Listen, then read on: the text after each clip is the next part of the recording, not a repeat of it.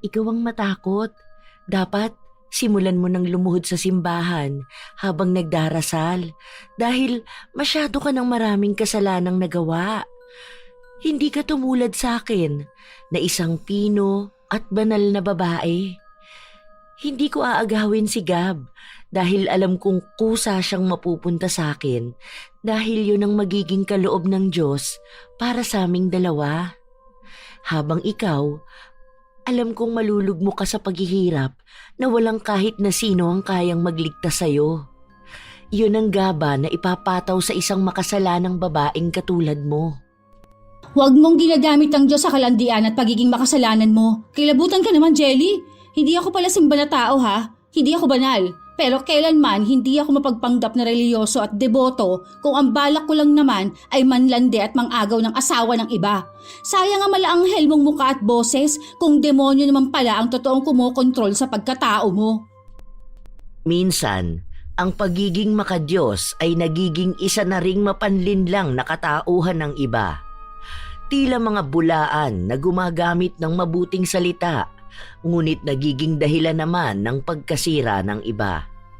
Ganoon ang pinagdaanan ni na Isabela at Gab kung saan nakilala nila ang isang relihiyosang babae na siyang pilit na sumisira sa kanilang relasyon. Ito rin ang magdadala sa kanya patungo sa galit ng kadilimang magpapahirap sa kanila. Magagawa nga kayang matalo ng tunay na pag-ibig ang bulaang pagkataong nagtatago sa pagiging makadiyos o lahat sila ay magiging alipin na lang ng pagkakasala at hinagpis. Ano na naman ba tong mga damit mo, Gab? Nakakalat na naman. Hindi ka talaga marunong tumulong man lang, ano?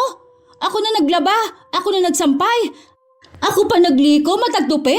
Ilalagay mo na lang sa damitan mo, hindi mo pa magawa. Alam mo naman na ang dami ko pang gagawin dito sa bahay, ah. Tapos na ako magluto at maglinis ng kusina habang ikaw nakahilata lang dyan panay ang cellphone. Oo na, mamaya na kasi yan. Di naman yan nakakalat eh. Mamaya ako nalang ilalagay, may pinapanood pa ako.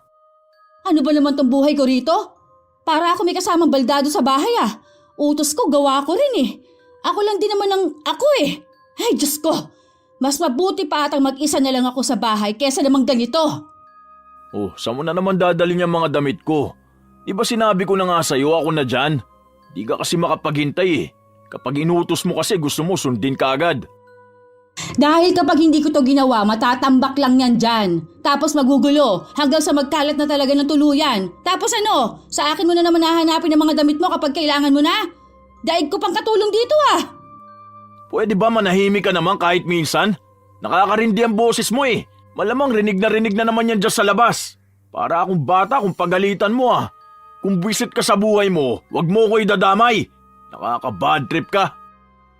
Wala akong pakialam kung marinig ng mga kapitbahay ang mga pinagsasabi ko. Totoo naman na burara ka. Hindi ko nga alam kung bakit ko pinagtitiisan yung ganyang ugali mo. Kung gusto mo umalis ka rito, bumalik ka na lang sa pamilya mo. Kung may pamilya pang tatanggap sa'yo. Ngayon na nga lang magpapahinga ang tao, bibigyan mo pa ng sakit ng ulo. Anong ngayon ka lang nagpapahinga? Hindi ikaw ang nagkatrabaho sa atin ha? Hindi ba dapat ako magsabi niyan? Ngayon na nga lang ang rest day ko eh. Hindi ko pa magawang matulog kasi patugan ka. At gusto mong iasa na lang sa akin ang lahat. Tingin mo ba may asawa na magiging masaya kang kasama? Buhay binata ka masyado dyan. Mabuti na lang wala pa tayong anak, baka parehas kaming kawawa sa'yo. Naghahanap pa nga ako ng trabaho, di ba? Ano ba mahirap intindihin dun? Gusto mo araw-araw na lang pag-awayan ang paghahanap ko ng trabaho eh. Naghahanap ng trabaho? Panay ka sugal dyan sa cellphone mo ah. Akala mo hindi ko alam kung magkano utang mo sa tindahan? Dahil panay ka pa cash in? Hoy Gab, mahiya ka naman sa sarili mo. Wala ka na nga maiambag dito sa bahay panay ka pa utang. Lalaki ka ah, baka nakakalimutan mo. 3 buwan ka na walang trabaho. Kasi sa halip na maghanap ka, ano ang inaatupag mo ha? Magsugal, makipag-chat kung kani-kanino. Kung sana yung oras na inaaksaya mo, ginagamit mo para ayusin ang buhay mo. Wala kang karapatan na pagsabihan ako ng ganyan ha. Sa susunod na ulitin mo yan, makakatikim ka sa akin. Anong gagawin mo sa akin ha? Hindi ako natatakot sa'yo. Hayaan mo at magsasawa rin ako sa'yo. Kapag itong pagmamahal ko na wala dyan sa pinaggagawa mo, kahit na lumuha ka pa ng dugo, hindi na ako babalik sa'yo. Hintayin mo lang, malapit na. Pagod na ako sa relasyon na to. Huwag mo rin akong takutin dahil pagod na ako sa pagbubunganga mo. Hindi nagpansinan ang dalawa matapos ang naging sagutan nilang yun. Masama ang loob ni Isabela na nagkulong sa kwarto. Nais niyang magpahinga dahil pagod na siya sa 6 na araw niyang trabaho, pero ang isang araw niyang pahinga ang mas nakakapagod.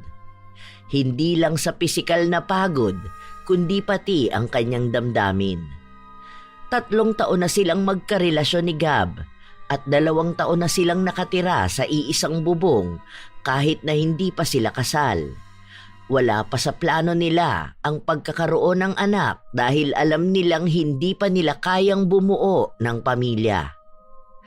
Ilang sandali pa, pumasok sa loob ng kwarto si Gab. Babe, sorry na huy.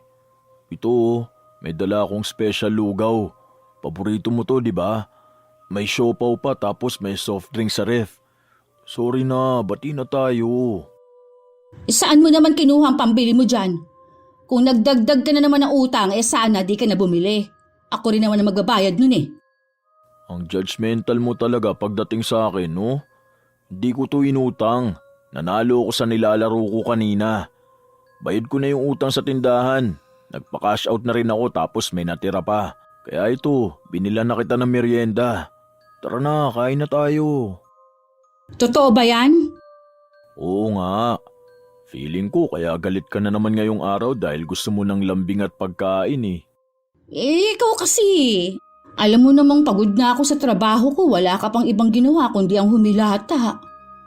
Dumidiskarte rin naman ako, ano ka ba? Mukha lang akong batugan, pero nag-iisip ako ng paraan para makatulong sa'yo. Gusto ko nga na dito ka na lang sa bahay. Kung sana nakuha ko yung jackpot, sana nag-resign ka na at magne-negosyo na lang tayo dito. Akala mo kasi palaging wala akong plano para sa ating dalawa eh. Tapos kanina, pinagbibintangan mo pa akong may kausap na iba't ibang babae. Nabubuksan mo naman yung account ko eh. Kahit nga kamag-anak ko, walang nagchat-chat dun. Kaya huwag ka nang magalit ha. I love you.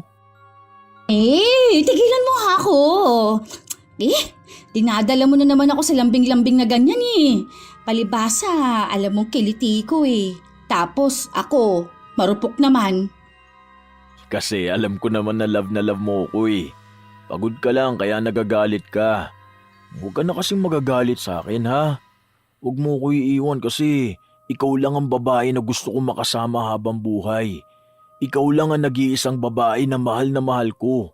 Kahit na palagi kang may tuyo. Naging maayos ang dalawa matapos nun.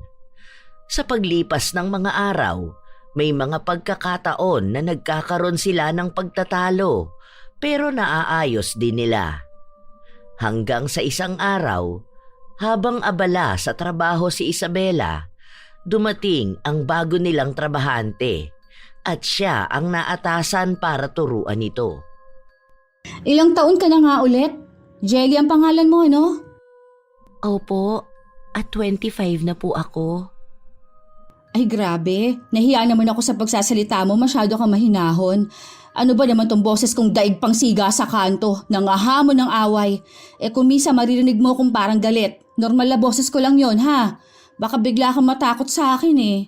Hindi ako galit kapag ganun. Alam mo, sa sobrang hinhin mo, baka hindi magagalit ang customer kapag nagkamali ka eh. Sila pa ata ang magsasorry sa'yo. Okay lang po dyan sa sinasabi niyong boses niyo. Sanay na po ako sa ganyan kasi sa dati kong trabaho, ang iba sa kanila nagmumurahan o kaya nagsisigawan. Kaya wala na po sa akin yan. Huwag niyo na lang po ako ipahiya sa maraming tao.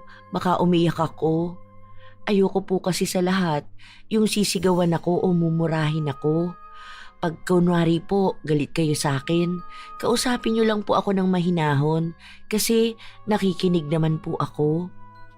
Okay. O dito sa store, Mababait naman ang mga katrabaho natin. Minsan lang ang sigawan, minsan nga biruan lang yun. Kung samurahan naman, yan ang madalas. Pero hindi naman ibig sabihin na ganon ay masama na kami. Parang katuwaan lang naman, alam mo yun? Siguro po masasanay ako sa ganyan. Alam niyo po kasi, simula bata ako, lagi na akong nasa simbahan. At ayaw ko po sa lahat talagang nagmumura. Para kasing nasasakop na ng demonyo ang ugali ng mga tao. Masama po kasi talaga yon sa totoo lang. Kaso, ginagawang normal ng mga tao dahil akala nila masayang pakinggan.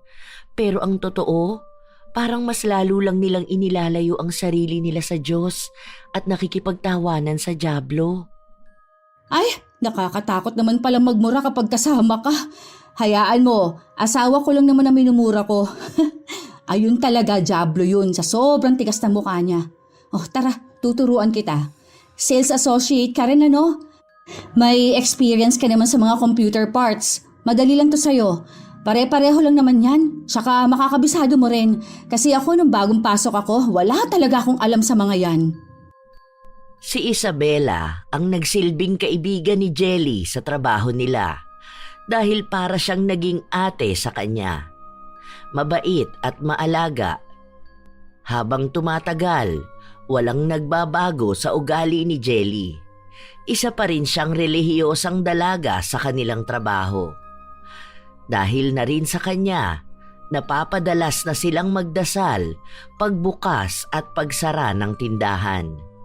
Maging ang ilan sa mga katrabaho nila ay iniiwasan na ang magmura kapag naroon siya dahil nga pinapangaralan sila ng magagandang salita. Ate Isabela, may naghahanap sa'yo sa labas. Lalaki na matangkad. Oo, asawa ko yun. May interview kasi siya bilang IT Nasabi niya sa akin kanina sabay na kaming uuwi. Andyan na pala siya. Siya pala yung palagi mong kinukwento sa akin. Nakaaway mo madalas, pero mahal na mahal niyo pa rin naman ang isa't isa. Bagay po kayo, kasi ang ganda mo at ang gwapo niya. Hindi pa po ba kayo nagpapakasal? Binola mo pa talaga ako, no? Mas gwapo yung asawa ko kung magtitinuyan, mag-ayos. Mukha nga siyang tanga dyan sa buhok niya. Ayaw kasing gupitan. Saka wala pa sa plano namin ang pagpapakasal. Ang usapan talaga namin kapag nagkaroon na kami ng anak, saka kami magpapakasal. Ang sabi kasi nila, mag-iiba na raw talaga ang pagsasama ng mag-asawa kapag may anak na sila. Ayoko kasi na parehas kaming nakatali sa isa't isa tapos sa huli, maghihiwalay rin naman kami. Bakit? Malay mo naman, kayo na ang forever. Sus! Hindi ako naniniwala sa forever na yan. Basta alam ko lang sana magtagal kami habang parehas kaming humihinga.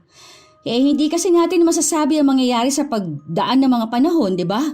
Pasalamat na lang talaga kung kami ang nakatadhana hanggang sa huli. Ganun kasi ang mindset ko. Lalo na ngayon na kahit nakasal na o kahit ilang taon nang mag-asawa, naghihiwalay pa rin. Pero mali pa rin naman po ang ginawa nyo kasi nagsama na kayo ng wala pang kasal. Alam nyo po ba na ang ginagawa nyo ay labag sa utos ng Diyos? Kahit nga ang pagsisiping nyo na walang basbas ng kasal ay isa rin pong kasalanan. Hayaan mo na, be. Alam ko naman na noon palang makasalanan na ako. O sige, out na ako. Ingat na lang sa pag-uwi nyo, ha? Closing kayo ni Vera ngayon. Hindi na naghintay pa ng salita mula kay Jelly si Isabela. Kinuha niya ang gamit niya at lumabas. Kinuha naman ng asawa niya ang bag niya at sabay silang lumabas ng mall. May bago pala kayo? Nagulat ako kanina akala ko maling store ang napuntahan ko. Oo, si Jelly yun. Alam mo bang grabe maging relihiyosa ng batang yun? Kasing edad mo lang yun pero grabing sobrang matino. Ayan na naman tayo Sasabihin mo na naman na hindi ako matino. May good news pa naman ako sa'yo tapos ganyan ka na naman sa akin. Kaya nga ako nagpunta sa store nyo kahit na 1 oras ako naghintay bago ka makauwi. Joke lang naman. Ano ba yun? Natanggap ka na sa work? Oo, tapos mas mataas ang sahod ko per day. Kung makakatagal pa ako at maregular na ako, mas mataas pa. Pwede ka na sa bahay na lang muna. Di ba matagal mo nang gusto mag-resign? O yan, magpahinga ka na lang muna. Ayang ka na naman eh. Nagyayabang ka na naman, wala pa nga. Magsisimula ka pala ng trabaho mo. Mamaya mauna ka pang mag-resign kesa sa akin eh. Kilala kita, Gabriel Mendoza ha? Kapag ayaw mo ng patakaran, aalis ka kaagad kahit hindi mo pinag-iisipan. Huwag ka mangako dyan at pagplano kung hindi ka pa naman regular. Naku! Alam ko na yan! Ganyan na ganyan ka noong huli mong trabaho. Oh, ilang buwan ka tumagal? 2 buwan lang, di ba? Tapos, 4 na buwan na tambay? Kaya hindi ako naniniwala dyan sa mga pangako mo sa akin eh. Paniniwalaan na lang kita kapag nandyan na. Oo, nagagalit ka na naman. Huwag mo naman akong awayin dito sa labas. Kakain pa nga tayo eh. Sa bahay na tayo kumain. May ulam pa naman dun. Hindi mo naman siguro naubos yung niluto kong gulay, di ba? Gagastos pa tayo eh. Pareho tayong schedule kapag opening ka. Kaya sabay na tayo papasok kapag ganon. Itong buong buwan na to, opening ka, di ba? Kukunin ko pala yung motor sa bahay. Sabi ni Mama, hindi na raw yun gagamitin ni Kuya kasi babalik na siya sa Antipolo. Tayo na lang daw ang magtuloy ng hulog para sa atin na. Ay, magsisimula pa lang ng trabaho, kukuha na naman ng pagkakagastosan. Bahala ka sa buhay mo. Basta ikaw ang maghulog dyan ah. Hindi natapos ang usapan ng dalawa hanggang sa makarating na sila sa bahay nila. Tinotoo ni Gab ang pagkuha niya ng motor at ang 2 helmet na gamit nila ni Isabela noong bago pa lang sila. Nang makapagsimula na sa trabaho si Gab, naging maluwag na rin ang gastusin sa bahay na dati ay sagot lang lahat ni Isabela. Kahit na tuwing gabi na lang sila nagkakasama, naging maayos naman ang samahan nila. Pero kahit na ganoon, ay hindi nila maiwasan na magkaroon ng away. Alam mo na nga na white ang pants ko doon ka pa dumaan. Sinabi na nga na maputik eh. Bakit kasi yan ang sinuot mo? Alam mo na nga maulan eh. Sinabi ko sa'yo kanina mag-short ka na lang muna. Doon ka na lang sa mall magpalit ng damit. Tigas kasi ng ulo mo eh. Paano na yan ngayon ha? Ganito ako haharap sa mga customer mamaya. Nakakainis. Kapag ako pinagalitan ng manager namin, ikaw talagang yayariin ko. Hindi ka mag-ingat eh. Pwede na magdahan-dahan magmaneho. Talagang doon pa dumaan sa may baha. Late na nga tayo, anong gusto mo? Di sana naglakad na lang tayo kung mabagal na pagdadrive lang pala ang gusto mo. Gamitin mo kasi ang utak mo. Saka ikaw naman ang dahilan kaya late tayo, di ba? Ginigising na kita nung pagkatapos ko maligo pero antok na antok ka. Akala mo naman puyat na puyat ka. Baka nga puyat ka. Sino naman bang kausap mo? Ako, Gab. Kung niloloko mo ako ha, sabihin mo na agad dahil ipamimigay kita sa babae mo. Ano, may nakilala ka ba sa trabaho nyo? Yan na naman tayo eh. Palagi na lang akong mali. Palagi na lang akong sinisisi mo. Puro babae, wala naman akong babae. Alam ko na yung mga galawan mong ganyan. Pakunwari ka pa dyan. Kapag ikaw nahuli ko may babae, sinasabi ko sa'yo, wala nang usap-usap, maghihiwalay na tayo agad. Habang nagtatalo ang dalawa, biglang dumating si Jelly na ang daan na tinatahak ay sa pinaghintuan ng dalawa sa likod ng mall kung saan nakapark din ang motor ni Gab. Ate Isabela, ayos lang ba kayo? Bakit parang nag-aaway kayo? Dinig na dinig kasi sa malayo. Oh, kita mo na? Di ka na nahiya. Naririnig na ibang tao mga pinagsasasabi mo. Oo, ngayon nahihiya ka na. Ikaw ang may kasalanan kung bakit naiinis ako ah. Tapos akala mo ikaw pa tong kawawa. Tingnan mo nga, ang dumi ko ng tingnan. Paulit-ulit ka na lang. Bahala ka na nga dyan. Bumili ka na lang ng bago mong pants. Hindi yung panay kasisi sa akin. Kapag ba nagalit ka at napahiya mo ko, mawawala ang mancha na yan? Puwisi talaga eh. Oh, ayan. Ganyan, layasan mo na lang ang mga ginagawa mong mali. Ikaw pa may ganang mabuisit? Sige, lumayas ka na. Bahala ka dyan sa buhay mo. Huwag mo akong susunduin mamaya, buisit ka rin. Umalis ng tuluyan si Gab at pinaharurot ng mabilis ang motor. Si Isabela naman ay naiwan kasama ang katrabaho niya na kalmado lang na nakatayo sa tabi niya. Mapapagastos patuloy ako para bumili ng bagong gamit. Nakakainis. Hindi kasi marunong makinig sa akin. Palaging desisyon niya ang ginagawa niya mali-mali naman. Hindi naman kasi gumagamit ng utak. Ate, kumalma ka na lang muna. Masyado pang maaga para magalit. Monday ngayon, baka masira lang ang buong linggo mo. Dapat, kapag may alitan kayong ganun, huwag kayo sa labas. Kasi, paano kung may makarinig sa inyo? Nagpapalitan pa kayo ng masasakit na salita. Hindi ko kasi mapigilan ang sarili ko Inis na inis kasi talaga ako sa totoo lang. Pasensya ka na ha. Naabutan mo pa kaming ganun mag-away. Kasi naman ayaw niya tanggapin na mali siya. Dapat ate, ikaw ang magpakumbaba sa kanya. Hindi naman siguro kabawasan sa'yo bilang tao ang pagtanggap na ganyan talaga ang nangyari. Para sana hindi na kayo mag-away pa. Ay, hindi yun pwede no. Kapag ako ang tama, dapat ako ang tama. Hindi palaging puro pasensya na lang ang nangyayari. Mali yun ate.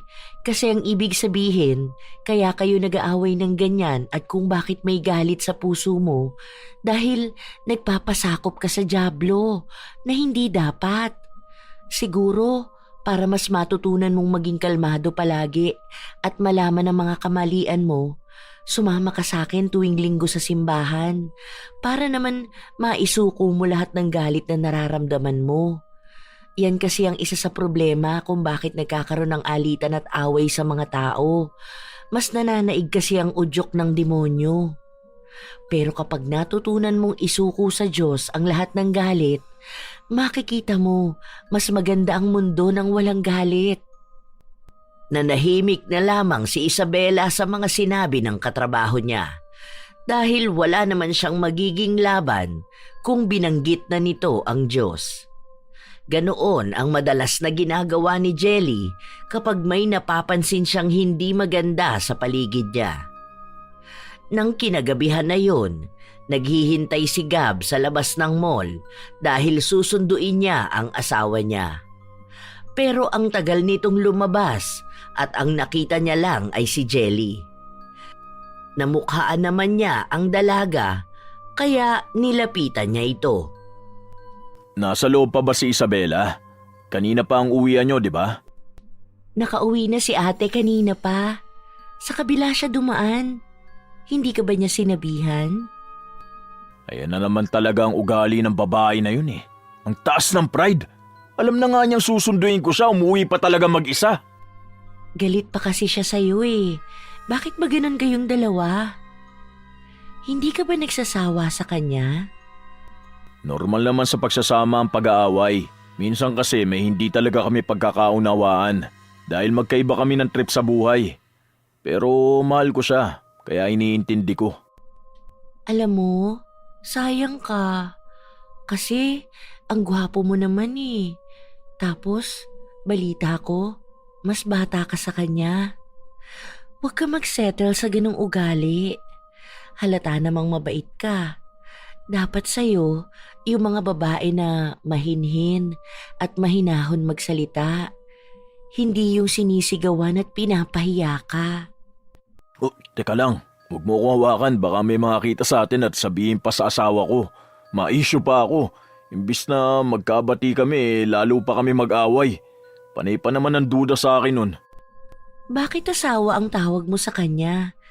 Hindi pa naman kayo kasal. Ang asawa ay ang babae na hinarap mo sa Diyos, hindi ang babaeng binahay mo lang. Hindi mo pa siya asawa, kinakasama mo pa lang siya. Bakit parang kakaiba ka naman magsalita? Hindi ka naman ganyan ikwento ng asawa ko Ang weird mo. Makaalis na nga. Nais pa sanang magpapansin ni Jelly kay Gab, pero agad na rin itong umalis. Pagka-uwi sa bahay, nakasarado pa ang pinto kaya alam niya na wala pa ang asawa niya. Nagtataka si Gab dahil kung kanina pang nakauwi si Isabela, dapat ay nauna na ito sa kanya. Sinubukan niyang tawagan ang asawa pero hindi niya magawa dahil nakablock siya.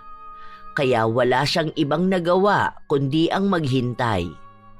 Ilang sandali pa ay dumating na rin ang asawa niya. Ibinato sa kanya ang helmet na hawak. Walang hiya ka, nandito ka lang pala. Ang tagal ko naghintay sa likod ng mall, hindi ka dumating, yung pala nakauwi ka na. Buisit ka talaga, no? Aray ko, ano ba? Bakit ka ba nagagalit? Ikaw tong naunang umuwi. Nandun ako naghihintay sa labas, tapos ang sabi ni Jelly, kanina ka para umalis doon at doon ka sa kabilang pinto dumaan. Anong tingin mong gagawin ko? Di malamang uuwi na. Nakablock pa ako sa'yo, paano kita tatawagan? Mukha akong tanga doon naghihintay sa'yo. Kung nagtagal pa pala ako, aabutin na ako ng paggunaw ng mundo, ganon? Nakakahiya pa may bitbit akong helmet sa loob ng jeep. Hindi ko nga alam. Bakit ba nagagalit ka na agad? Binato mo agad sa akin tong helmet, hindi ka man lang nagtanong. Paalis nga dapat ako dahil hahanapin kita eh. Baka wala kang masakyan. Umalis ako kasi sabi ng katrabaho mo na wala ka na doon. Sinungaling ka! Kasama ko si Jelly na naghihintay sa'yo. Ang tagal namin dun Buti pa siya naghintay sa akin sa labas tapos ikaw itong iniwan ako. Talagang tinutuon mo nang hindi mo ako susunduin Gusto mo na bang maghiwalay tayo Para mawalan ka na ng obligasyon sa pagsundo sa akin? Kaya ko na umuwi mag-isa Babe, sorry na. Hindi ko talaga alam na naghihintay ka eh. Akala ko kasi umuwi ka na. Alam ko talaga sinabi sa akin ng katrabaho mo na umalis ka na. Huwag ka nang magalit Please. Sorry na. Ayusin na lang natin to. Nagpatuloy sa paglalambing si Gab sa kanyang asawa hanggang sa nagkaayos silang dalawa. Ayaw na niyang banggitin ulit si Jelly dahil hindi niya sigurado kung bakit ganoon ang sinabi sa kanya ng dalaga. Na siyang gumatong din sa galit ni Isabela sa kanya. Kinabukasan, naghintay si Isabela na pumasok si Jelly para makausap ito. Be, totoo ba na nakausap mong asawa ko kahapon bago tayo naghintay na matagal sa labas? Kahapon? Hindi Hindi ko naman siya nakita. Di ba, nauna ka pa ngang nakalabas? Galing kasi ako sa CR. Sasamahan ba kitang maghintay ng ganun katagal kung alam ko naman na galing na siya doon? Sino kayang nakausap niya? May nagsabi raw sa kanya na sa iba ako dumaan tapos ang itinuturo niya ikaw. Baka naman nagkakamali lang siya. Pero tayo lang naman dalawa ang umuwi ng ganung oras, di ba? Lahat sila closing ang schedule. O hindi kaya, may iba siyang ginawa at damay lang din ako sa dinahilan niya? Alam mo ate, sabihin mo sa asawa mo, masama ang nagsisinungaling. Nakasaad yun sa Biblia na dapat huwag kayong nagsisinungaling sa isa't isa. Palaging pinapangaral sa amin niya noon na hanggang ngayon ay bitbit ko. Pasensya ka na Ayoko na lang din sanang pag-usapan dahil sabi ko sa kanya kagabi na hindi na namin ulit bubuksan yung issue na yun. Ngayon lang naman nangyari ang ganyan Ngayon lang siya nagsinungaling sa'yo? Ang ibig sabihin lang yan, sinusubukan niya kung makakalusot siya at maaari nga na nagawa niya. Baka sa susunod niyan, mas malala pa ang kasinungalingang gagawin niya. Sana naman, huwag siyang mandamay ng mga taong walang muwang. Kasi natatakot ako na baka madamay ako kapag nagalit ka. Ako na lang bahala doon. May tiwala naman ako sa kanya. Kahit na palagi kami nag-aaway. Baka stress lang siya sa trabaho kaya nagpagkamalan niyang ikaw ang kausap niya. Pasensya ka na ulit Okay lang, te. Basta palagi kayong magdarasal at magsisimba. Baka yun din ang kulang sa inyong dalawa, kaya napapasok na ng dyablo ang mga puso ninyo. Huwag kayong basta magpapasakop. Naniniwala naman kami sa Diyos at parehas kami ng asawa kong may takot sa Kanya. Kahit na bibihira kami sa simbahan, hindi naman nawawala sa isip at puso namin na magdasal at manalig sa Kanya. Kahit na, iba pa rin kapag palagi kayong nasa simbahan. Malalaman mo pa ang ibang mga gawain na dapat hindi nyo ginagawa. Kasi minsan, may mga kasalanan tayong hindi natin alam na kasalanan pala. Katulad ng pagsasama nyo, ang pagiging immoral ninyo sa mata ng Diyos. Kasi nga, walang kasal na nangyayari sa inyo. Kasalanan din yan. Kaya kung ako sa inyo, magbalik loob na kayo. Hindi sapat na kilala nyo lang ang Diyos at lalong hindi sapat na nagdadasal lang kayo. tumatak sa isipan ni Isabela ang mga sinabi sa kanya ni Jelly. Inisip niya kung kailan ba sila huling beses na nagsimbang dalawa. Bihira lang kasi sila sa simbahan kung kailan lang nagkakaroon sila ng oras na dalawa. Pero ngayon na nakilala na niya si Jelly, para bang bumabalik ang loob niya para magsimulang bumalik sa bahay ng Diyos. Nang sumapit ang linggo, nagsimba silang dalawa ni Gab para magkaroon ulit ng pundasyon ang relasyon nilang dalawa. Simula noon, kahit na paano ay nagiging maayos na ang kanilang pagsasama. Babe, bukas closing na ako ha. Huwag mo na ako sunduin. Oh, bakit naman? 2 hours lang naman ang pagitan ng uwian natin ha. Hindi na, susunduin na kita. Ako na lang ang magdadala ng helmet para hindi ka na mahirapan pagsakay mo sa jeep kapag papasok ka. Ang tagal din nun. Alangan namang 2 hours ka maghintay sa labas. Pwede naman, di naman yun nakakainip eh. Maglalaro na lang ako para hindi ko mapansin ang oras. Ayan ka na naman sa sugal mo ha. Masama nga yung ganyan eh. Naahawa ka na kay Jelly. Laro-laro lang naman kasi to. Di ko na nga masyado nagagawa kasi busy na ako sa trabaho eh. Gusto mo na naman ata mag-away tayong dalawa. Oo na po, hindi na po ako magsusugal. Huwag ka na po magalit sa akin. Mag-i-install na lang ako ng ibang laro para hindi ako mainip maghintay sa'yo. Basta susunduin kita kapag uwian nyo na. Sabay na tayong uuwi. Kahit na magkaaway tayo palagi, gusto ko safe ka makakarating sa bahay. Sus! Yan ka na naman. Kung hindi mo lang sana ako ginagalit, hindi sana tayo nag-aaway. Sige na, papasok na ako. Bye na. I love you. Habang naglalakad papasok sa loob si Isabela, nakatambay lang sa labas si Gab dahil masyado pang maaga para pumasok sa opisina nila.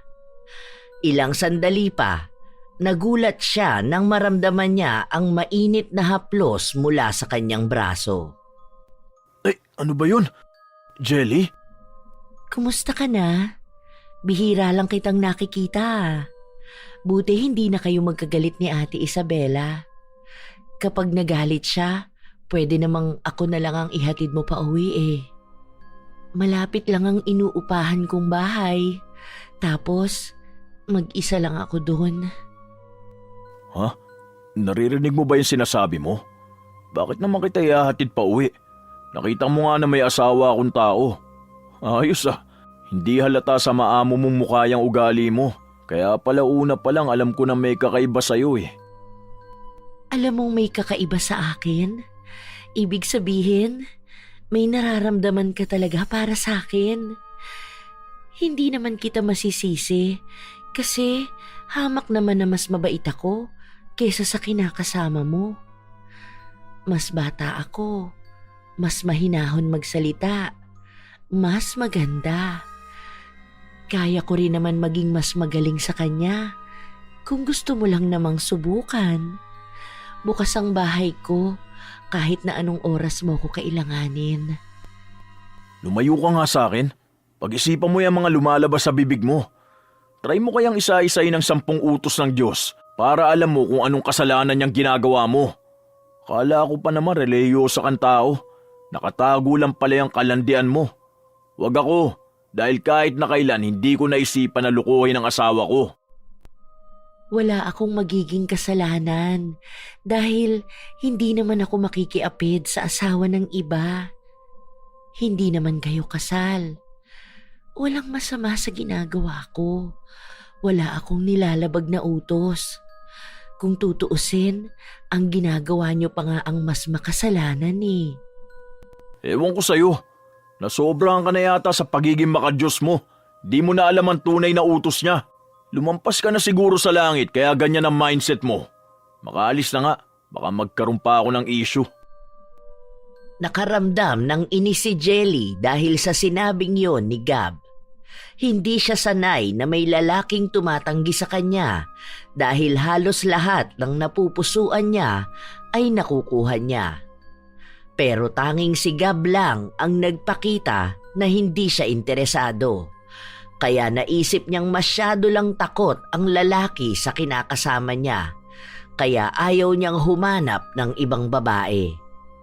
Pagpasok sa shop, naabutan niyang nagsasalansan ng mga gamit si Isabela. Ang aga mo namang pumasok, te. Oo, kasi ililipat ko itong ibang stocks. Oo nga pala, doon ko na pinagsama-sama mga internal hard drive. Tapos yung mga external, andoon pa rin, nasa unahan, naka-display. Baka hanapin mo yung sa motherboard, nasa taas na ha. Pinagpalit ko ng lagayan sa processor eh. May mga darating kasing bagong delivery ngayon, kaya kailangan ng ibang space. Okay lang, te. Makikita ko rin naman yan mamaya. Ikaw ba? Nakita mo rin ba ang ginawa ng asawa mo? Ginawa ng asawa ko? Anong ginawa ni Gab? Nasa trabaho naman siya ngayon. Wala pala yun. Ano nga yun? Nasabi mo na tapos biglang ayaw mo ituloy. May nakita bang hindi ko nakita tungkol sa asawa ko? Huwag mong sabihin sa kanya na ako ang nagsabi sa'yo nito, ha? Kasi kanina, naabutan ko siya sa labas. Alam ko naman na hinatid ka niya. Kaso, napansin ko na may isa pa siyang hinintay tapos sumabay sa kanya. Hindi ako magkakamali sa nakita ko. Ayoko na sanang sabihin dahil ayokong magkagulo kayo. Kaso, ayoko sa lahat ay ang may kababaihan na nakikita kong niloloko. Sana mali ako. Galing dito sa mall ang babae? Hindi eh. Alam mo yung isang building sa tabi ng PhilHealth? Yung parang may grocery doon, tapos sa taas may school supplies na shop. Di ko alam kung saan galing ang babae, pero banda sa lokasyon na yun galing. Hindi kumibo si Isabela. Bit-bit na niya ang tanong na yon sa utak niya. Alam niya na may mga kamag-anak ang asawa niya na nagtatrabaho malapit lang sa kanila. Pero hindi naman ito nagsabi sa kanya kung may iba pa ba siyang kikitain o ihahatid. Dahil tuwing sabay silang papasok sa trabaho, dumidiretso na si Gab papasok sa opisina nila. Nang uwian na, naabutan niya ang asawa na nasa labas, naghihintay sa kanya. Kanina ka pa? Kararating ko lang. Tara na. Bakit kararating mo lang? Saan ka galing? Saan galing? Malamang sa opisina, saan pa kaya? Late lang ako lumabas dahil sinabayan ko lang ng oras mo. Tapos traffic dahil may banggaan dyan sa labas kanina. Akin ang helmet, umuwi na tayo. Pagod na ako. Nagpatuloy ang malamig na pakikitungo ni Isabela sa asawa niya, habang si Gab naman ay patuloy sa pagmamaneho at pagdadaldal. Ang dami niyang kwento tungkol sa nangyari sa araw niya at ni isa ay wala siyang narinig na tugon mula kay Isabela. Naririnig mo ba ako dyan? Oo, bilisan mo na lang para makauwi na tayo. Ang dami mo pa kasing kwento. Pagkauwi nila, nagmamadali si Isabela na pumasok sa loob at ibinaba ang helmet sa sofa. Mukhang nakaramdam si Gab na may kakaiba na naman sa ugali ng asawa niya, kaya nang maiparada niya ang motor, sumunod siya sa loob. Ano na naman problema mo? Bakit ganyan ka na naman? Kanina ko pa napapansin yan paglabas mo pa lang sa trabaho ah. Buti ka pa napansin mo. Samantalang ako, walang napapansin sa'yo. So may problema nga tayo. Bakit hindi mo sabihin sa akin ngayon? Kung pagod ka, pareho lang tayong pagod sa trabaho.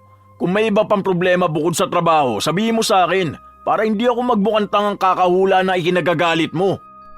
Hindi mo alam? Magmamaang-maangan ka pa? May nakakita sa'yo sa labas ng mall kasamang babae mo? Ano pa ba? Gusto mo detalyado pa? Kanino mo na naman ba narinig yan? Mapagpatul ka talaga sa mga pagbibintang sa akin no? Sabihin mo sa akin kung sino nagsabi sa'yo at ako mismo ang kakausap sa gagong yun. Hindi na kailangan sabihin pa kung sino siya. Sa oras na akong makakita sa'yo at sa babae mo, ay nako, sinasabi ko sa'yo, may kalalagyan kayong dalawa. Bakit ba palaging babae ang pinagtatalunan natin? Wala akong iba, ano ba? Hindi kita niloloko. Kung sana alam mo lang kung gaano kita kamahal. Kahit na minsan walang babaeng nakapantay sa'yo. Di ko alam yung binibintang mo sa akin. Ilang taon na tayo nagsasama. Kahit isang beses alam mong hindi ako tumingin sa iba kasi alam ko mapaghinala at selosa ka. Kaya iwas na iwas ako sa mga babae. Alam kong malala ang trust issue mo dahil sa ginawa sa'yo ng ex mo. Pero matagal na yun. Hindi ako siya. Sana naman makita mo rin yun. Okay lang sa akin na awayin mo ako sa lahat ng bagay eh. Pero huwag sa babae. Dahil hindi kita niloloko. At kahit na kailan hindi kita lolokohin. Yun ang unang beses na nakita ni Isabela ang asawa niyang umiyak dahil sa pagtatalo nila. Kaya alam niyang mas nagsasabi siya ng totoo kaysa sa sinumbong sa kanya ni Jelly. Ang ipinagtataka niya ay bakit kailangan pang sabihin niyo ni Jelly ng detalyado. Makalipas ang mga araw, magkaiba na sila ng schedule, kaya palaging naghihintay si Gab sa labas ng mall.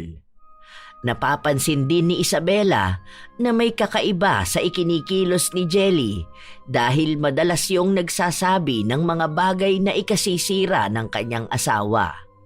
Pero hindi makumpirma ni Isabela kung ano ba ang tunay na pakay ng dalaga kung bakit niya yon ginagawa. Sasama ka ba bukas, Jelly? Hindi ko po alam, te. Baka hindi na muna. Parang day off na rin kasi natin tong pag-maintenance ng mall eh. Parang sabay-sabay na day off. Kaya baka pahinga na lang ako tapos sa simbahan muna ako buong maghapon. Kaya nga may outing tayo dahil magsasarado ang mall ng buong araw eh. Isang beses lang naman to sa isang taon. Sama ka na. Sasama naman si Nathan eh. Single yun, alam ko. Mukhang crush ka pa naman niya. Parang kuya na ang tingin ko sa kanya, te. Mabait naman katrabaho si Kuya Nathan. Pero wala akong panahon ngayon para sa ganyan. Ang gusto ko kasi, ang first boyfriend ko, siya na rin ang last at talagang mapapakasalan ko. Ah, ganun ba? O sige, sabihan mo na lang ako ha. Maaga kasi kami pupunta ng asawa ko sa resort kasi kakausapin namin yung sa cottage at sa room na pwedeng pagstayan kasi 10 a.m. pa naman pasok natin kinabukasan eh. Pupunta pala pati si Gab. Anong oras ba dapat bukas sa resort? Oo, lagi naman yung sumasama sa akin. Nag-file na nga siya ng leave niya eh. Teka, bakit parang bigla ka yata nagkaroon ng interest sumama? Gusto ko naman talaga sumama, te. Nag-iisip lang ako kung tutuloy ako. Pero baka sumama na rin ako. Kasi nga, 'di ba? Para makapag-relax din tayo. Doon na nabuo sa utak ni Isabela na mukhangang sinasabotahin ni Jelly ang relasyon nilang mag-asawa dahil may lihim itong pagtingin kay Gab. Pagka-uwi nila, iniisip pa rin yun ni Isabela kaya tahimik siya habang naghahanda ng mga damit na dadalhin nila bukas. Babe, di ba may bago tayong biling sando? Nasaan na yun? Parang yun na lang siguro ang dadaling ko. Oh, bakit tahimik ka na naman dyan? Huwag mo sabihin mga away ka na naman. Paawat ka naman, aalis pa tayo bukas. Nagtataka lang ako. Ikaw ba, anong tingin mo kay Jelly? Para kasing may kakaiba sa kanya, no? Ha? Bakit mo naman biglang naitanong yan? Wala naman, kasi parang may nararamdaman ako sa kanya na hindi ko maipaliwanag eh. Mabait naman siya, kasi maayos siyang kausap eh. Tapos, puno siya ng word of God. Madali siyang lapitan kasi ang galing niya mag-advise. Kaso, kasi, alam mo yun, may napansin na kasi ako mula nung may sinabi siya sa akin na may babae kang kasama eh. Ah, so ibig sabihin sa kanya pala talaga galing? Sabi ko na nga ba eh, sinisiraan niya talaga ako sa'yo. Siya ba ang naisip mo nung sinabi ko yun sa'yo? Eh bakit naman? Nakakapag-usap ba kayo minsan? Kapag naaabutan niya ako sa labas ng mall, kinakausap niya ako. Minsan pa nga, nagpapahatid siya sa akin pero hindi ko pinapansin. Ang sabi niya sa likod lang ng mall inuupahan niya kaya malapit lang din. Pero ako nang tumatanggi. Maghihintay na lang ako ng 2 oras kaysa maghatid ng ibang babae. Kilala pa naman kita. Mamaya makita mo pa kami, patay na agad ako. Hindi kumibo si Isabela. Doon niya lang napagtagpi-tagpi ang mga nangyayari. Kaya sinisiraan ni Jelly si Gab dahil gusto niyang maghiwalay ang dalawa at kapag nangyari yun ay maaari na niyang maagaw ang lalaki. Kinabukasan, nauna pa si Jelly na magpunta sa resort bago ang mag-asawa. Hindi naman din pinahalata ni Isabela na hinuhuli niya lang ang dalaga sa balak nito. May nakuha na kaming room. Nakapagbigay na rin kami ng down. Tapos si Ma'am Lynn na magbabayad ng balance mamaya. Tabi-tabi tayong matulog, te. Ano ba yun? Kada kama o double deck? Per room yon, be. Bale, kayong dalawa, kayo ni Ma'am Lynn, ang magkasama. Kami kasi na asawa ko sa hiwalay na kwarto eh.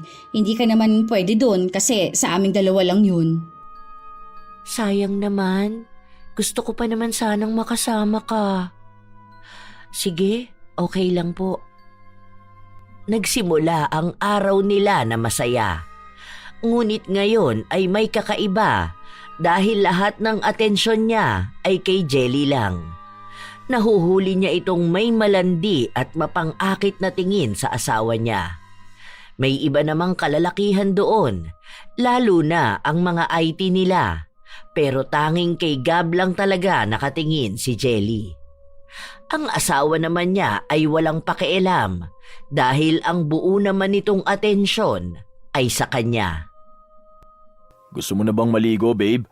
Parang maganda sigurong kumuha ng picture kapag palubog na ang araw. Tara na muna doon. Panay na lang tayo sa cottage eh. Maglalakad-lakad ba kayo? Sama ako. Gusto ko rin kasi sanang magpa-picture eh. Nasabi kasi sa akin ni Ate Isabela na magaling ka raw kumuha ng picture. Pang-profile ko lang sana. Kahit na hindi nila inaya si Jelly, kusa itong sumama sa kanila. Panay siya daldal sa dalawa at tila ba kapansin-pansin na kinukuha niya ang atensyon ni Gab. Sa paglipas ng mga oras, hindi lumulubay ang dalaga. Kung tutuusin, ay dapat nakikisama rin siya sa iba. Ayaw mo ba dun sa mga katrabaho mo? Ayun sila naglalaro. Kanina ka pa sunod ng sunod sa amin eh. Wala tuloy kami maging moment na magkasama. Nahihiya kasi ako sa kanila. Kasi si Ate Isabela lang ang close ko. Bawal ba? Akala ko kasi okay lang. Hindi naman sa bawal, pero sana kumilala ka rin ng mga kasamahan natin. Nakakasama natin sila araw-araw eh. Kaya nga may ganito tayo para maging komportable tayo sa isa't isa. Sige po, nakakaistorbo naman pala ako sa inyong dalawa. Masaya pa naman sana, kaso kayo ang may ayaw sa akin. Wala naman akong magagawa eh. Hanggang sa sumapit ang gabi, palagi pa ring nakatingin si Jelly kay Gab. Hinahanap ito ng mga mata niya kahit saan sila magtungo. Dahil hindi na makatiis si Isabela sa inaastang yon ng katrabaho, kinausap niya ito nang magpaalam saglit si Gab na magbabanyo. Sino hinahanap mo? Kayo nakapalingon ng lingon dyan ah. Ay, andyan ka pala te. Nakakagulat ka naman. Nasaan si Gab? Nasa kwarto niyo na ba? Ayoko na magpaligoy-ligoy pa. Alam ko may gusto ka sa asawa ko. Ano bang pinagsasasabi mo, te? Tigilan mo ang pagtawag sa akin ng ate. Kung ang gusto mo lang naman ay maging mga agaw ng asawa o maging kabit. Alam ko yung mga tingin mo eh. Hindi ako bata para magpanggap na wala lang yan. Bakit para namang natatakot kang maagawan ka? Kung sakali man na may gusto ko kay Gab, wala namang mali doon. Walang mali na may gusto ka, pero yung gagawa ka ng paraan para maghiwalay kami, yon ang mali. Ang ganda pa naman ang tingin ko sa'yo. Isang malinis na babae, makadiyos at mapagkakatiwalaan, pero mali pala ako. Mukhang ginagamit mo lang ang Diyos para makapang-agaw ng asawa ng iba eh. Hindi asawa ang inaagaw ko. Kasi ang asawa, kasal. Saka halata naman na malaki ang pagkakaiba natin eh. Kung mas makikilala ko ni Gab, mas malalaman niyang higit ako sa'yo. Dahil ikaw, isang babae na hindi pangharap sa altar. Samantalang ako, malinis niyang maihaharap sa Diyos. Tigilan mo yung kahibangan mo sa asawa ko. Bata ka pa. Sayang ang mukha mo kapag yan sinira ko. Hindi kita tinatakot dahil lahat ng sinasabi ko, ginagawa ko talaga. Ikaw ang matakot.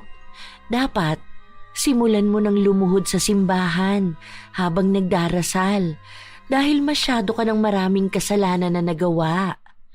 Hindi ka tumulad sa akin na isang pino at banal na babae. Hindi ko aagawin si Gab dahil alam kong kusa siyang mapupunta sa akin dahil yon ang magiging kaloob ng Diyos para sa aming dalawa. Habang ikaw, alam kong malulugmo ka sa paghihirap na walang kahit na sino ang kayang magligtas sa'yo. Yun ang gaba na ipapataw sa isang makasalanang babae na katulad mo. Huwag mong ginagamit ang Diyos sa kalandian at pagiging makasalanan mo. Kilabutan ka naman, Jelly. Hindi ako pala simba na tao ha. Hindi ako banal. Pero kailanman, hindi ako mapagpanggap na reliyoso at deboto kung ang balak ko lang naman ay manlande at mangagaw ng asawa ng iba. Sayang ang malaanghel mong muka at boses kung demonyo naman pala ang totoong kumokontrol sa pagkatao mo. Doon na nagsimulang magkalabuan ang dalawa. Lalo na kapag nasa trabaho sila. Napapansin na yun ng iba kaya kinausap sila. Pero inilihim ni Isabela ang buong katotohanan. Ayaw niyang madamay ang kanilang trabaho. Hanggang sa isang araw, habang nagtatrabaho si Isabela, nakaramdam siya ng kung ano sa kanyang mga kamay. Hindi niya yon maigalaw at parang may maliliit na kuryenteng tumutusok. Dahil sa sakit sa nangyari sa kanya, hindi siya makahawak ng kahit na ano. Kaya nakisuyo siya sa isa niyang katrabaho na tawagan ng asawa niya para sunduin siya. Agad silang nagtungo sa ospital para maipatingin ang nangyari sa kanya. Pero dahil walang malinaw na resulta, wala silang nagawa kundi ang umuwi na lang. Babe, ang sakit talaga ng kamay ko. Kapag pinipilit kong galawin ang mga daliri ko, parang mas lalong sumasakit. Huwag mo na muna kasing galawin. Sabi ko naman kasi sa'yo magpahinga ka na lang muna dyan eh. Baka naman napasma ka. Bakit naman ako mapapasma? Wala naman ako ibang ginagawa eh. Kanina nagsasalansalang naman ako ng mga stock tapos bigla na lang nanigasto. Ang sakit pa ng mga tumutusok-tusok. Mas masakit siya ngayon. Inumin mo na lang muna tong gamot.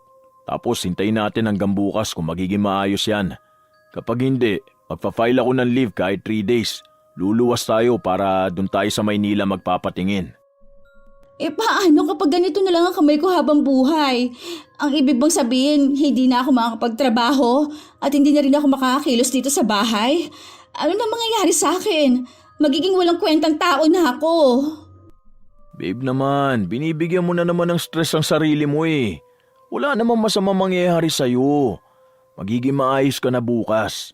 O kahit mamaya kapag nainom mo na yung gamot. Huwag kung ano-anong iniisip mo ha. Huwag mo nang dagdagan ng problema. Kinabukasan, nagising si Gab dahil sa sigaw ng asawa niya. Nang tingnan niya ito sa kanyang tabi, wala roon si Isabela, kaya agad siyang napatakbo sa labas. Nakita niyang magulo ang kusina at nakaupo sa sahig ang asawa. Babe, ano nangyayari sa'yo? Ano ba yan? May lapnos ang braso mo.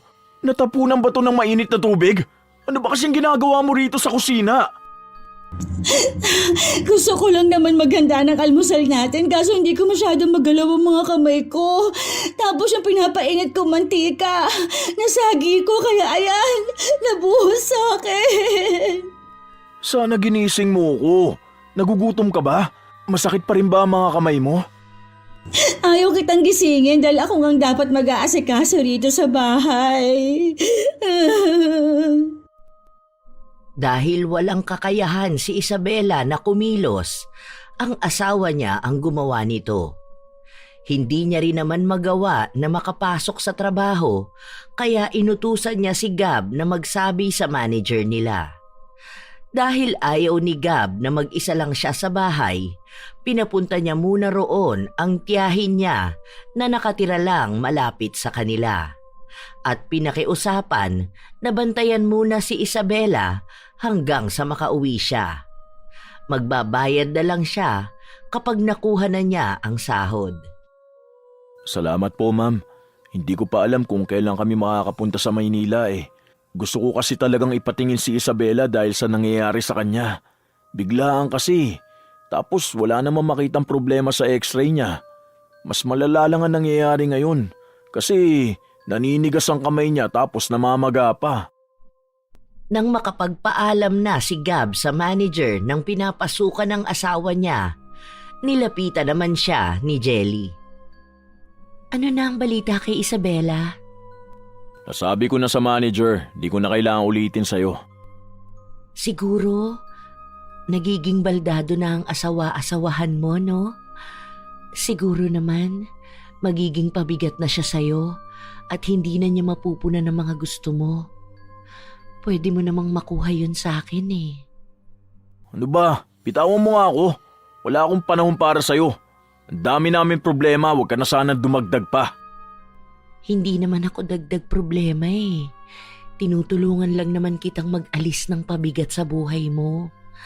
Kaya ko rin naman ang naibibigay sa yung ligaya ni Isabela. Baka nga, mas masiyahan ka pa sa akin. Subukan mo kaya manalangin ngayon para maalis yan demonyong bumubulong sa'yo. Umalis si Gab matapos niyang sabihin yon. Umabot ng ilang buwan, walang nagbago sa sakit na nararamdaman ni Isabela. Mas lalo pa yung lumalala. Kahit na dumayo na sila sa Maynila, hindi pa rin mahanap kung anong klaseng sakit ang nangyari sa kanya. Sunod-sunod din ang naging problema sa bahay nila at sa trabaho ni Gab. Dahil madalas na hindi nakakapasok si Gab, nabigyan siya ng memo. Kung magtutuloy-tuloy ang ginagawa niya, ay maaari siyang matanggal. Bakit ang sabi ni tita hindi ka raw kumakain? Kahit na sinusubuan ka niya, ayaw mo. Babe naman, ang laki na ng ipinayat mo. Baka mamaya magkaroon ka pa ng ibang sakit dahil dyan sa ginagawa mo. Iwan mo na lang ako. Pakitawagan na lang sa bahay o kaya ihatid mo na lang ako sa bahay ng tatay ko. Ano bang sinasabi mo? Maghiwalay na lang tayo. Ang dami ko ng stress na ibinibigay sa'yo. Wala na akong pakinabang eh. Dagdag pa ako sa gastos mo. Tapos narinig kong usapan ninyo ng tita mo. Baka matanggal ka pa sa trabaho. Hayaan mo na lang ako. Baka ito na talaga ang kapalaran ko. Hindi kita iiwan. Bakit ko naman gagawin niya sinasabi mo ha? Kailan ka naging pabigat sa akin?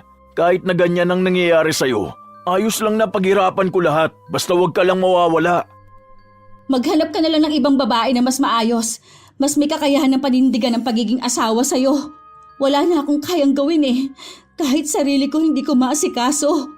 Awang-awa ako sa'yo. Maghiwalay na lang tayo. Ayoko sa kahit na sinong babae. Kung hindi lang din naman ikaw ang magiging asawa ko, ayoko na lang magmahal ng iba. Okay lang sa akin na murahin mo ko araw-araw. Kahit bungangaan mo ko at sigawan sa kung saan-saan. Basta ikaw lang ang makasama ko. Kahit pa isumpa-sumpa mo na lahat ng mga kagaguhan ko. Please, dito ka lang sa akin. Magiging maayos ka rin naman. Ayoko ng ganito eh. Feeling ko wala akong kwentang tao kasi nasa bahay lang ako. Nakahiga, inaalagaan, tapos hindi pa alam kung gagaling. Hindi ako makakilos kasi itong lintik na mga kamay ko ayaw naman gumalaw. Namamaga pa at sumasakit.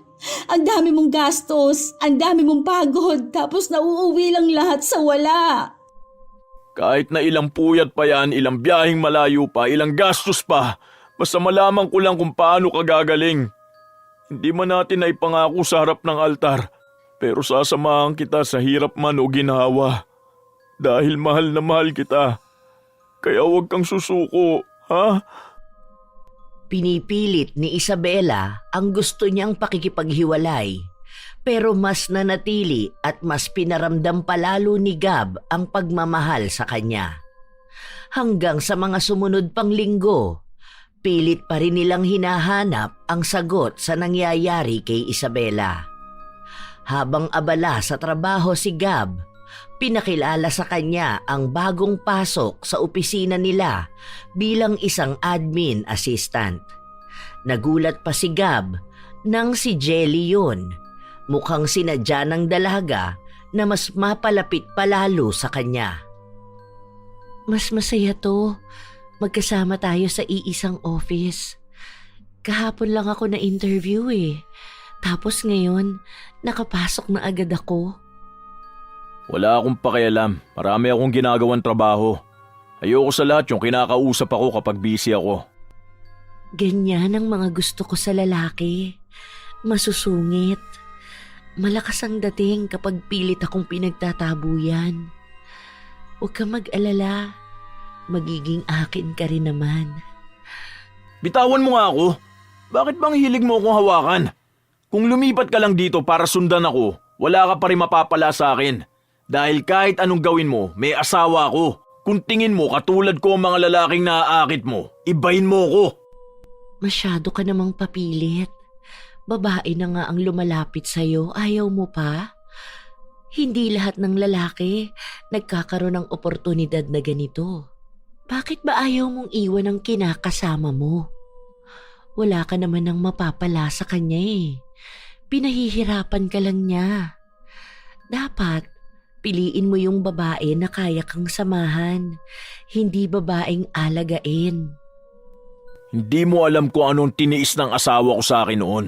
Kaya baliwala lang sa akin kung anong tinitiis ko ngayon.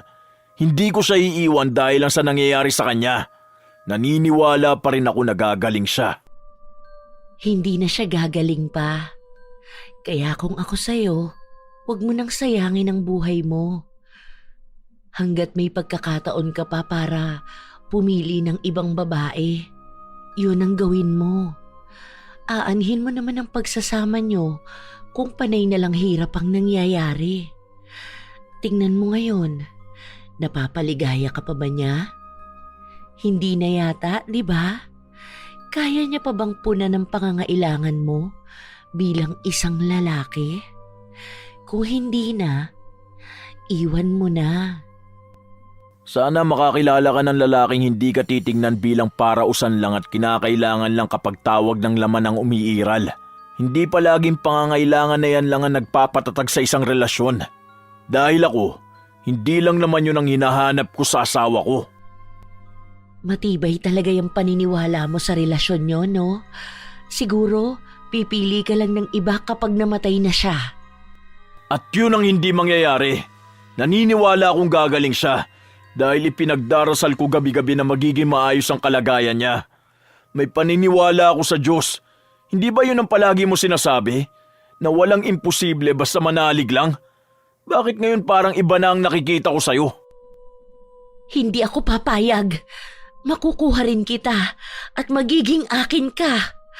Kung kinakailangan kong mas lalong isanla ang kaluluwa ko sa kadiliman para lang makuha kita, gagawin ko. Sana pala, tinuluyan ko na lang ipapatay ang asawa mo dahil gusto ko pa sanang makita siyang nagdurusa. Dahil gusto kong makita niya kung paano mo siya ipagpalit sa iba. Para yun ang magpapahirap sa kanya hanggang sa mamatay siya. Anong ibig mo sabihin? May ginawa ka ba sa asawa ko? Hayop ka! Isa kang demonyo! Balak sanang suguri ni Gab ang dalaga pero agad silang naawat ng mga katrabaho nila na kararating lang. Hindi nila narinig ang buong usapan kaya ang akala nila ay si Gab ang may problema. Pinatawag silang dalawa para makapag-usap. Ang iba nilang katrabaho ay pumanig sa bagong dating lang dahil ang sabi nila, nagbago raw ang ugali ni Gab simula noong nagkaroon ng problema ang asawa niya. Napapadalas na mainit ang ulo niya kapag kausap. Maaaring yun din ang dahilan kaya nagkaroon sila ng pagtatalo ng bagong empleyado. Bago lang siya sa office pero hindi siya bago sa paningin ko. Kilala ko na siya. At ngayon mas nakikilala ko pa kung gaano kahalang ang kaluluwa ng demonyong yan.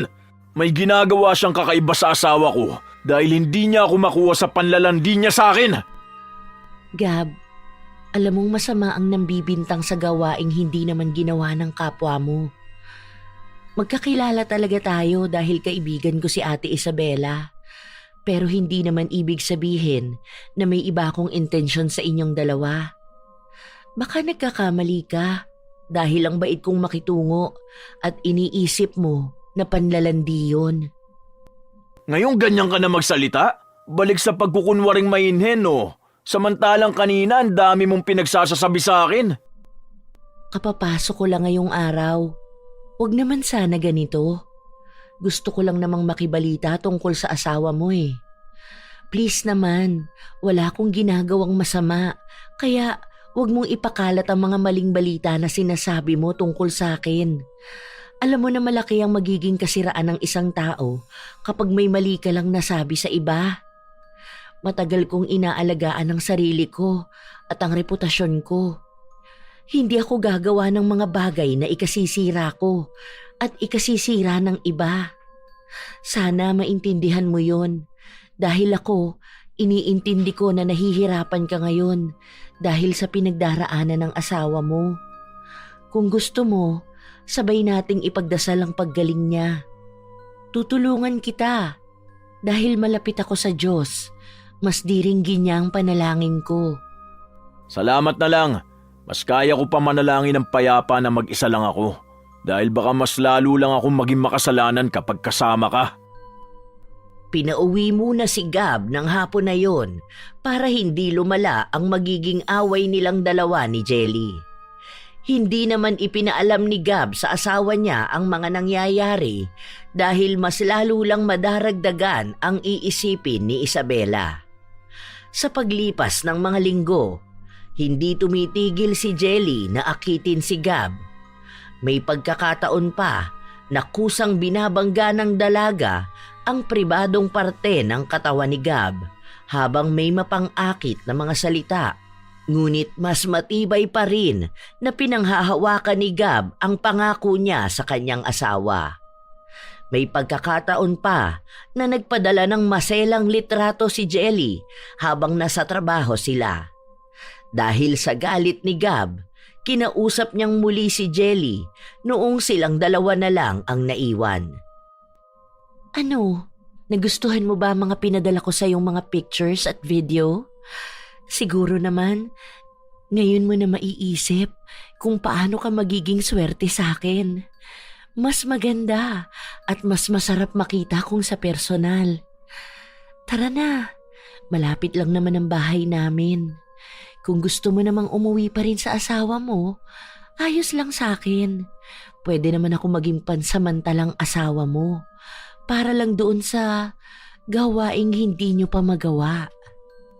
Hindi ka talaga nandidiri sa mga pinaggagawa mo, no? Nasaan na yung pinagmamalaki mong malinis na anak ng Diyos? Yun na nga, di ba? Pinapakita ko lang naman sa'yo kung gaano kaganda ang ginawa ng Diyos. Pero alam mo, kung ako lang ang papipiliin mo, mas sasambahin pa kita. Kaya kong ibigay lahat ng gusto mo. Bakit ba kasi ayaw mong ako na lang? Ngayon alam ko na kung gaano ako kaswerte sa asawa ko. Dahil ni minsan hindi siya naging kasing desperada mo. Hindi siya katulad mo. Yun ang dahilan kaya ayoko sa'yo. Isang mapagpanggap na tupa. Naglalaro ng banal-banalan habang binababoy naman ang sarili para lang piliin at magustuhan. Huwag mo akong pagsasalitaan ng ganyan dahil hindi mo ako kilala. Wala kang karapatan na husgahan ako. Hindi ka Diyos para sabihin sa akin ang mga bagay na yan. Nagamit na naman ang pangalan ng Diyos. Sana isang araw mapatawad ka pa niya sa mga ginagawa mong ganyan. Ito na ang huling beses na magkikita tayo. Dahil ako na lang ang lalayo. Hindi ko na masikmura ang mga ginagawa mong to. Subukan mong lumayo sa akin. Hindi mo na makikita ang asawa mo dahil itutuloy ko na ang pagpatay sa kanya. Hawak ko pa rin ang sumpang kumokonekta sa kanya. Huwag mo kong hinahamon. Huwag mo rin akong tinatakot dahil bago mo pa sabihin yan, nagawan ko na ng paraan. Good luck na lang sa'yo. Sana may taong mag-alaga sa'yo kapag ikaw naman ang binalikan ng sumpang ginawa mo. Anong akala mo? Tatahimik lang ako nang malaman kung may ginagawa ka sa asawa ko? Alam kong kinukula mo siya at ngayon, inuunti-unti na naming putulin yun. Hindi mo pa rin magagawa yon dahil mas malakas ako higit sa kung sino man ang kakampi mo. Hindi na ako makikipagtalo sa'yo dahil ayokong masayang ang oras ko. Pasensyaan na lang din. Sana wala nang ibang tao ang mahulog sa patibong ng isang bulaang anak ng Diyos. Pero ang totoo pala, isang taong nagpapalamon sa kadiliman. Kahit na anong pagbabanta ni Jelly, tuluyang umalis si Gab. Kinabukasan noon ay hindi na talaga siya pumasok pa sa trabaho at unti-unting nagkakaroon ng pagbabago kay Isabela. Nagiging maayos ang kalagayan niya kumpara sa mga nagdaang buwan. Inilihim ni Gab ang paglapit niya sa albularyo. Tanging ang tiyahin niya lang na nagbabantay kay Isabela ang napagsabihan niya. Dahil nais niyang itago na ng tuluyan ang mga nangyari at nalaman niya tungkol kay Jelly. Ilang linggo pa ang lumipas ay naigagalaw na rin ni Isabela ang mga daliri niya at humupa na rin ang pamamaga ng kanyang mga kamay. Babe, tignan mo. Kaya ko na siya isarado. Nakakahawak na rin ako kahit na papano. Ano kayang nangyari, no? Huwag mo na lang masyadong paguri ng kamay mo. Hayaan mong gumaling na ng tuluyan. Ay, salamat naman sa Diyos at pinakinggan niya ang panalangin ko. Hindi ko talaga alam ang gagawin ko kung hindi ako gagaling. Di ba ang sabi ko naman sa'yo gagaling ka? Sana naman ngayon makabawi ka na ng lakas at tumaba ka na ulit. Grabe ang payat mo, ang haba na ng leeg mo. Ayan, nangaasar ka na naman ha. Pero salamat babe, kasi palagi kang nasa tabi ko. Hindi mo ko hiniwalayan kahit na anong sabihin ko sa'yo. Mahal na mahal mo ko talaga, no? Siyempre naman, sabi ko nga 'di ba, kahit na ikaw pa ang may pinakamaingay na bunganga sa buong mundo, ikaw pa rin ang pipiliin ko. Isang buwan bago nakabawi ng tuluyan si Isabela, para bang hindi siya nakaramdam ng kakaibang sakit sa kanyang mga kamay dahil naging normal na rin naman ang lahat sa kanya. Nang gusto na ulit niyang bumalik sa trabaho, sinamahan siya ng asawa niya na kausapin ang manager at sinabi na pwede na ulit siyang pumasok sa susunod na araw. Buti na lang kasya pa sa akin ang uniform ko. Ang OA mo naman kasi akong patabain eh. Lahat na lang na naiisip kong pagkain binibigay mo. Ang laki na talaga ng pinagbago mo ah. Hindi ka na nagiging tambay ngayon ah. Ang ganda na nagiging trabaho mo. Siyempre gusto ko rin naman magbago para sa'yo.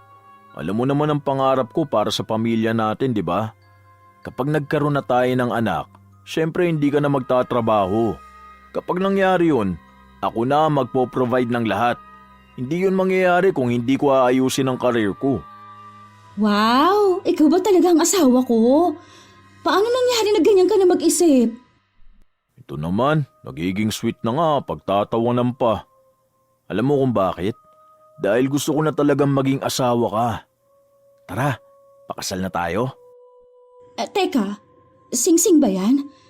Totoo talaga na inaaya mo ako magpakasal? Paano kung tumanggi ako? Kawawa naman ako kung hindi ikaw ang magiging asawa ko. Biro lang. Siyempre gusto kita mapangasawa, no? Ikaw lang talaga. Dahil napatunayan ko kung gaano mo kamahal. Hindi na ako makakahanap ng katulad mo. Sige na, isuot mo na yan sa daliri ko. Baka magbago pang isip ko eh. Magsisimula na sila sa panibagong yugto ng kanilang samahan. Isang klase ng pagmamahalan na hindi masisira ni numan. Nang makabalik si Isabela sa trabaho, doon niya rin nalaman ang ibang tungkol kay Jelly.